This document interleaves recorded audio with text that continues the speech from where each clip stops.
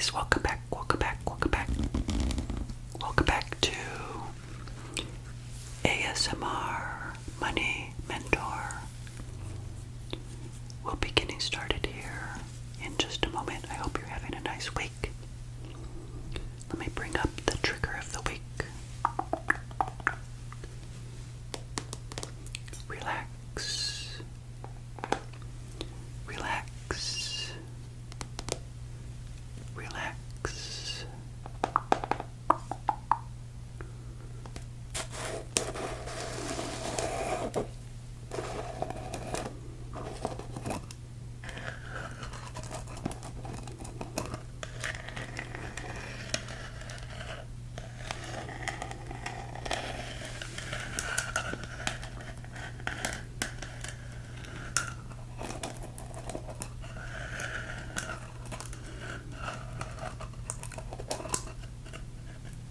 Relax.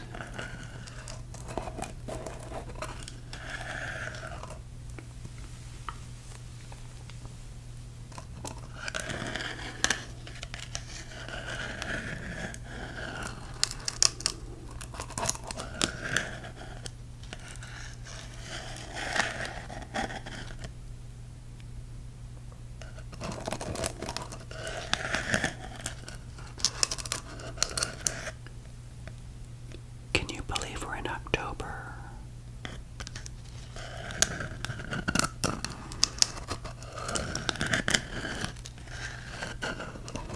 This is my favorite time of the year.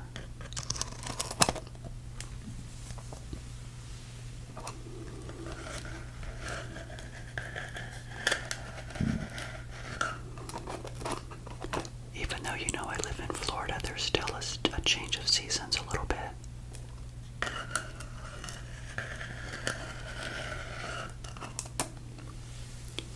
I'm actually recording this in September.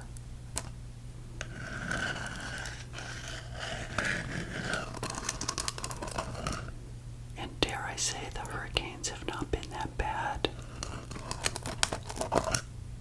And yet, wouldn't it be awful if something came through my part of town? I'll let you know. But so far, so good.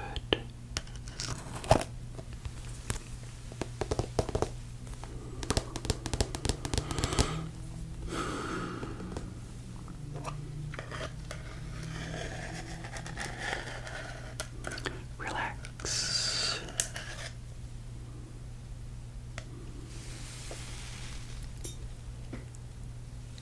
Relax.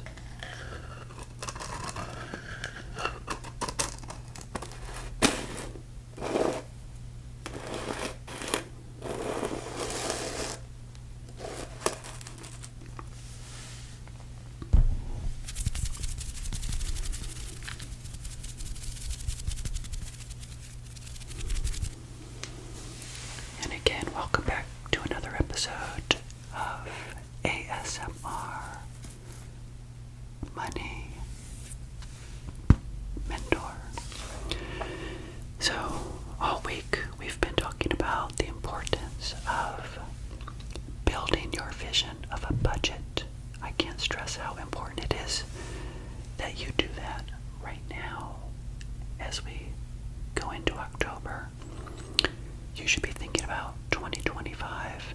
I want you to make 2025 your greatest year ever, as far as your capacity to know exactly what's going on with your money before we even get to the beginning of the year.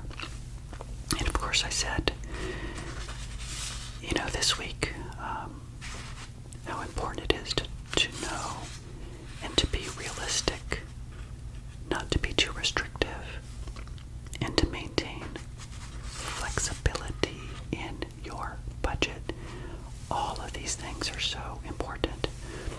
I also talked a little bit this week about how I feel that my budgets that I've built kept me on track, and I defined my own success parameters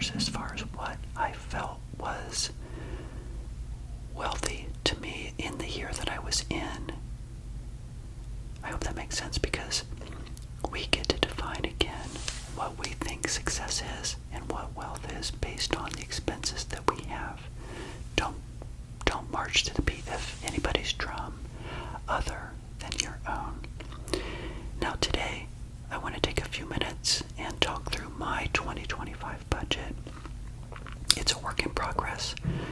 This actually helps me as well as I hope it helps you, because I want to revisit my budget, and I have it on my screen right over here.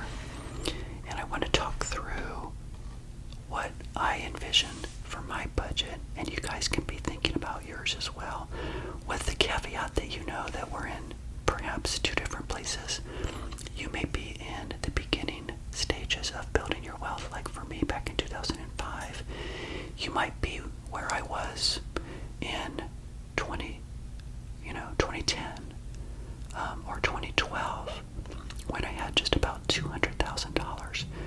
So each of you is in your own place in your financial independent journey, which I hope all of you are trying to attain financial independence, or you might just be wanting to do better with money. That is fine as well. And so, in looking at my 2025 budget, remember the difference for me is that you guys know I'm quitting my job at the end of the year. January 3rd is a Friday of 2025. That's my last day of work at the company that I've been with for 26 years. So January then is the beginning of the very first year in which I will be living off of my savings and my investings. And yes, that is my stomach. It's making lots of noises. So I hope that you don't think it's too loud. Hopefully it's still very relaxing for you. Anyway, you may recall before that I have prioritized my line items as far as my expenses for the very first time in my budget. Normally I just put them all on my spreadsheet, like my mortgage at one time, food, gas, electric, insurance, cell phone, etc. Well, I would encourage you to prioritize them, like for looking at my spreadsheet in column A, remember, which are your expenses. I have my condo association fees as number one. That is my number one expense, is my condo association fees. And I put $600 a month. The next one is electric. I put $60 a month. I'm actually going to try to be more conservative with energy. I made a decision listening to some of the political debates that energy is a very important topic, that we should all be conservative. I don't keep lights on in the house. I have a fountain on my patio, and years ago I turned it off because I didn't want that electric, powering that fountain all the time. I didn't want that, to be having to pay for that. It's just a waste of money, if you ask me. So I turn off a lot of my fans, I turn off a lot of my lights, etc. So I'm hoping that I can manage that. I'm also going to keep my thermostat at 77.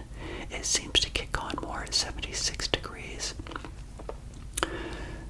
But 77 is perfectly fine, and it rarely kicks on even when it's really hot. I think because, you can see the drapes behind me. Those are definitely light. They prevent light from coming through, but they also keep the air conditioning in the condo much better than before I had those, as well as the fact that I have hurricane strength windows as well, which also keeps the air in, and it doesn't, go out as much as it used to. So I've been seeing a reduction in my electric bill anyway, but I really want to do much better and keep that lower. So condo association, I have to pay my association fees. I have to pay electric. Healthcare premiums with the credits, remember. Because of Obamacare, that's going to continue through 2025. So in my budget, I built $166 a month, or $2,000 a year. By the way, the condo association was $720 a year, or $7,200 a year. Electric was $720. Healthcare premiums are $2,000. And then, I think I shared this with you before, I'm putting my gym membership as a top priority as well. That's about $45 a month, or $540 a year. So all of those monthly expenses equal about $10,460. Do you remember I said that I then have to put that into my checking account, $911 a month, in order to cover expenses because those 4 expenses come out of my checking account every month. Now, going on down in my spreadsheet, I have food, gas, Fund 1 and Fund 2 and Fund 3. All of which I'm going to put on a credit card. I got a Wells Fargo 0% credit card for, I think it's up to 2.5 years, which will cover all of 2025. So my plan is to put all of my expenses for food, gas, and fun on that credit card and make the minimum payments, which actually reduce the principal because there's no interest at 0% for up to 2.5 years. And I'm going to write that expense and carry it into 2026 and then pay it off all at once. But it's going to serve a couple purposes. Number one, it's easy to manage. And number two, I can keep the money in my short-term reserves and not have to spend it, because in short-term reserves it's earning about 3 or 4% in money markets and also in CDs that I've captured. And so I'm leveraging the opportunity to not use the cash until I need to, which, by the way, before I continue on, remember, for my first 5 years of retirement, my goal most likely is to use my cash reserves and not my investments. So my 1.3 or 1.4 million that I have right now in investments, and by the way, I'll share with you at the end of the year what that will be. We don't know. We have 3 more months. That will be, remember, my beginning balance of the money that I have, that I'm not really adding more money into it. I plan to use my short-term reserves or cash for about 5 years, because Social Security will also kick in on the 3rd year to reduce the need of money that I need to offset, remember. And by the way, I know I shared this with you before, but I'd like to talk about it because it helps you, I hope, think about your money, but it also reinforces in myself that I'm doing the right thing. And I like to commit these kinds of things to memory. So remember, age 59, 60, and 61, I have to pay about the $28,000 a year. But then in that 4th year, when I'm 62, my 4th year, my expenses stay the same, but my income goes up. Obviously, I have no income before that, but I'll have Social Security income. So the need for my short-term reserves to pay for that year goes down. So that stretches my short-term reserve even further. But again, food, gas, fun, and Fund 2, those numbers, Fund 1, 2, and 3, and food, gas, Fund 1, 2, and 3 is 13,000. So up above I've got, for the monthlies, 11,000. This is 13. What's 11 and 13? 24,000. Yeah, that's exactly right, because now to get to 28,000, that's 4,000. I have, about 4,500 or so in my yearly expenses, which I will leave you with this on this episode then. So for 2025, I have yearly expenses. See, before I didn't break it down this way, but now I do, because why bring money into my checking account when you're in retirement if you don't need it, right? You only bring it in when it's due for my 4 yearly expenses. So I have 4 monthly expenses: condo, electric, healthcare premiums, my gym membership, and then food, gas, fun goes to the credit card temporarily, right? So those are expenses as well, but the true money I need in my checking account is 4 monthly expenses, and I have 4 yearly expenses. What are the 4 yearly expenses? Condo insurance, that actually includes 2, a flood policy and my normal policy. That's about $2,520. No, $2,300. I'm sorry, $2,300. My property taxes are $620. My car insurance is about $1,300, and my cell phone, believe it or not, is only $275 a year through Visible. I need